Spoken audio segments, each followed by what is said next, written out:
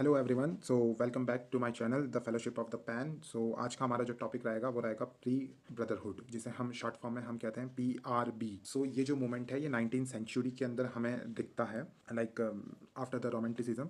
And exact date इसका 1848 है। तो ये उनका जो एम था PRB का, प्री रैफेलाइट ब्रदरहुड का, इनका एम था कि ये ब्रिज क्रिएट करे रोमांटिसिज्म एंड एस्थेटिक मूवमेंट के बीच में। ठीक है। तो इनकी जो हिस्टोरिकल फाउंडेशन है वो ये 1848 के अंदर इसको बनाया गया है। 7 यंग आर्टिस्ट थे जो कि स्टूडेंट्स थे royal academy of arts London. So ये जो PRB है, जिसे ब्रदरहुड भी कहते हैं, ये 1848 के अंदर 7 लोगों ने बनाया है। 7 यंग आर्टिस्ट थे जो कि स्टूडेंट्स थे, कहाँ के थे? Royal academy of arts London से। तो इसके अंदर इसके जो फाउंडर्स हैं, फाउंडर्स के अंदर जो की फाउंडर्स थे वो कौन कौन थे? एक तो इसके अंदर जो मेन थे वो थे डांटे गैब्रियल रोजेटी, सेकंड थे विलियम हॉलमल हंट, एंड थर्ड थे जॉन एवरेट मिलीस। तो अगर पूरे नाम याद ना हो तो आप ये तो याद कर ही सकते हैं। तो डांटे थे एक तो फर्स्ट, सेकंड हंट थे, थर्ड एवरेट थे। ठीक है। तो अब इनकी फिलॉसफी थी क्या? What they want? तो ये चाहते थे, ये वापस मेडिवल सोसाइटी में जाने चाहते थे। लाइक मेडिवल सोसाइटी मतलब जो जो इटालियन रेनेसा के जो पेंटर थे रफेल। तो ये रफाल, ये प्री रैफेलाइट, इसलिए इनको कहलाया जाता था प्री रैफेलाइट, क्योंकि ये चाहते थे कि हम जो रेनेसा पेंटर थे, बहुत फेमस पेंटर रफेल, तो हम रफेल से जो पहले जो जिस तरीके की पेंटिंग चलती थी हम वैसा बनाना चाहते हैं। रफेल का जो टाइम पीरियड था वो था 483 टू 1520। ये कोई याद रखने की ज़रूरी नहीं है, लेकिन इनका एम क्या था? इनका एम था कि ये before the time of Italian high Renaissance painter Raphael, इसलिए इनका नाम भी है प्री रैफेलाइट ब्रदरहुड। ठीक है। तो अब ये इनके ऑब्जेक्टिव क्या थे? तो ये ऑब्जेक्टिव इनके थे कि ये जो आर्ट जो डिपिक्ट करते हैं उसमें सिंप्लिसिटी रखें, ट्रुथफुलनेस रखें, जेन्युइन डेवोशन टू नेचर रखें। लाइक ये रोमांटिसिज्म के फेवर में थे। ये है ना, थैंकफुल भी थे कि रोमांटिसिज्म आया और है ना उनको इंस्पायर किया कि हाँ, ये वापस मेडिवल जो पेंटिंग्स थी वहाँ पे जाए जहाँ पे फेक डिपिक्शन नहीं हो, बस सिंप्लिसिटी हो, नेचर को की तरफ हमारा डेवोशन हो, और सोल और बॉडी का एक कनेक्शन दिखाया जाए। तो ये वैसा था। तो ये इन्होंने रिजेक्ट कर दिया था unimaginative and artificial standard of contemporary royal academy. तो ये स्टूडेंट तो रॉयल अकेडमी थे, लेकिन ये इन्होंने उस चीज़ को रिजेक्ट कर दिया था। तो की कैरेक्टरिस्टिक्स क्या थे PRB के? तो एक तो था मेडिवलिज्म। लाइक ये वापस मेडिवलिज्म ये फोकस करना चाहते थे, लेजेंड्स, हिस्ट्री, और मेडिवलिज्म में जो रिलीजियस मोटिव्स यूज होते थे, तो ये उस तरीके की पेंटिंग करते थे। ये मेनली ये पेंटर्स थे, लेकिन इनका जो इफेक्ट है वो पोएम्स में भी दिखा। उस समय की जो लिटरेचर था उसमें भी इनका बहुत ज़्यादा इफेक्ट दिखा। सेकंड, फर्स्ट हो गया मेडिवलिज्म, सेकंड हो गया सेंसुअसनेस। अब सेंसुअसनेस होता क्या है? सेंसुअसनेस का मतलब होता है, लाइक ये चाहते थे कि जो हमारी बॉडी है और हमारी जो सोल है, उन दोनों के बीच में ये एक ब्लेंडिंग दिखाना चाहते थे। ये कुछ एलिमेंट अपनी पोइट्री और आर्ट से ये एक अटेंशन दिखाना चाहते थे, ब्लेंडिंग फ्लैश एंड स्पिरिट। तो वहाँ फ्लैश तो हो गया हमारी बॉडी और स्पिरिट हो गया हमारी सोल। थर्ड है पिक्टोरियल रियलिज्म। तो ये utilise sharp brilliant lighting minute detail. तो ये बहुत डिटेल में अपना वर्क, जो भी पेंटिंग बनाते थे उसमें माइन्यूट डिटेल होती थी, क्लियर एटमॉस्फेयर होता था। पिक्टोरियल रियलिज्म का ये यूज़ करते थे, एंड सिंबॉलिक ओवरटोन्स का। फोर्थ हो गया लिटरेरी इन्फ्लुएंस। तो ये जो थे, ये मैंने जैसे बोला था कि हैविली इंडेप्टेड थे रोमांटिक रिवाइवल्स पोइट का, जिन्होंने इनको इंस्पायर किया और इमोशनल सिंसियरिटी डेवलप की। अब इसमें जो फेमस फिगर्स थे, इसमें फर्स्ट तो हो गया डांटे खुद, डांटे गैब्रियल रोजेटी। सो इन्होंने बोथ आर्ट के अंदर भी अपना कंट्रीब्यूशन किया एंड पोइट्रीज में भी अपना कंट्रीब्यूशन किया। इनका जो फेमस वर्क है बहुत इंपॉर्टेंट है, द ब्लेस्ड डेमोजेल। तो ये आप याद रखना कि डांटे ने क्या लिखा, द ब्लेस्ड डेमोजेल। तो डी से डांटे एंड डी से डेमोजेल।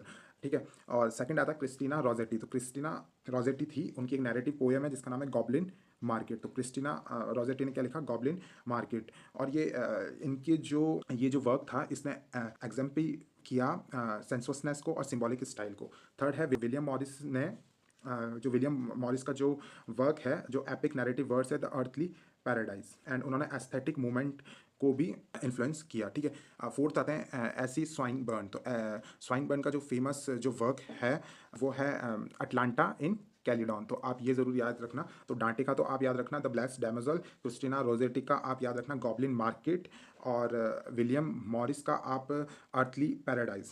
ठीक है। और एसी स्वाइनबर्न का अटलांटा इन कैलिडॉन। तो स्वाइनबर्न को सिंगिंग गॉड भी कहा जाता था। ये आप हमेशा याद रखना, ये इंपॉर्टेंट है कि इनको क्या कहते थे?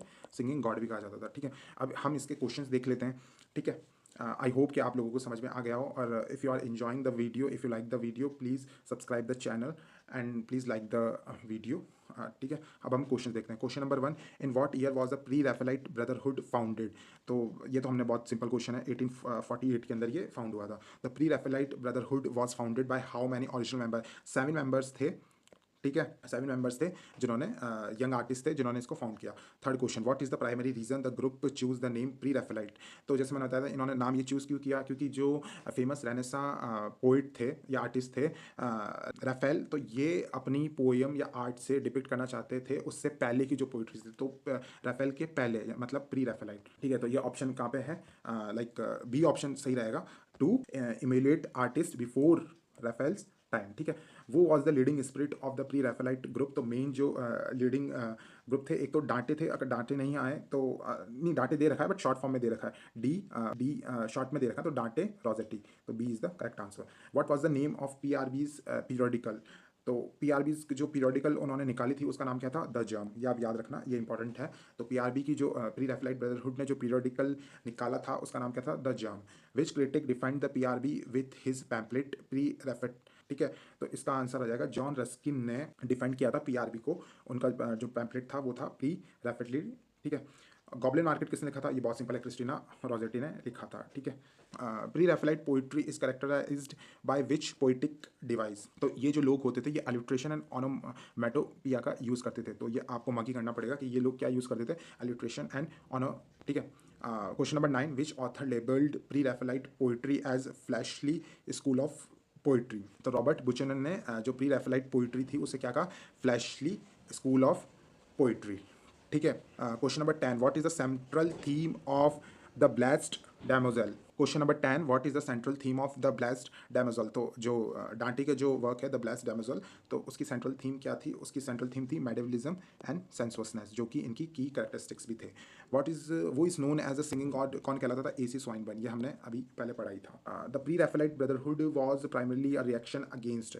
तो ये रिएक्शन अगेंस्ट आया था जहाँ के ये स्टूडेंट्स थे the royal academy of artificial style, तो ये इसके अगेंस्ट आया था। ठीक है, ये लंदन में थी।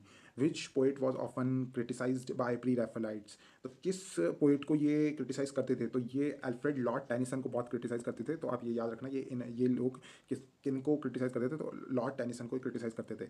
What was the movement that the pre Raphaelites further inspired?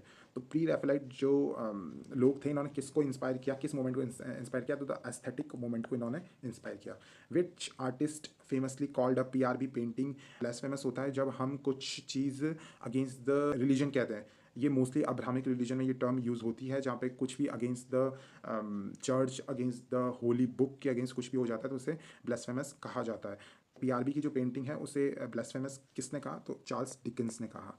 ठीक है, what is pictorial realism in PRB poetry? ठीक है, तो पिक्टोरियल रियलिज्म क्या होता है? Realistic imagery with symbol. तो पिक्टोरियल पिक्चर दिखाना मतलब सिंबल दिखाना, तो B is the correct answer. Question number 17, which work by William Morris is an epic narrative words? तो विलियम मॉरिस ने जो एपिक नैरेटिव वर्ड्स है, जो कि हमने पहले पढ़ा भी था, वो कौन सा था? तो द अर्थली पैराडाइज। मैंने कहा भी था कि ये बहुत इंपॉर्टेंट वर्क है, ये याद रखना। ठीक है, question number 18, the PRB was indebted to which group of poets? तो जो पीआरबी थे वो कौन से जो पोइट्स थे उनसे वो शुक्रगुजार थे, इंडेप्टेड? तो वो थे रोमांटिक्स के, क्योंकि उन्होंने इंस्पायर किया ताकि वो वापस मेडिवलिज्म में जा सके, वो नेचर को नेचर के लिए पोइम्स लिख सके, वो जो भी वो सब्जेक्टिव आर्ट पे फोकस कर सके। What does the pre Raphaelites style emphasise?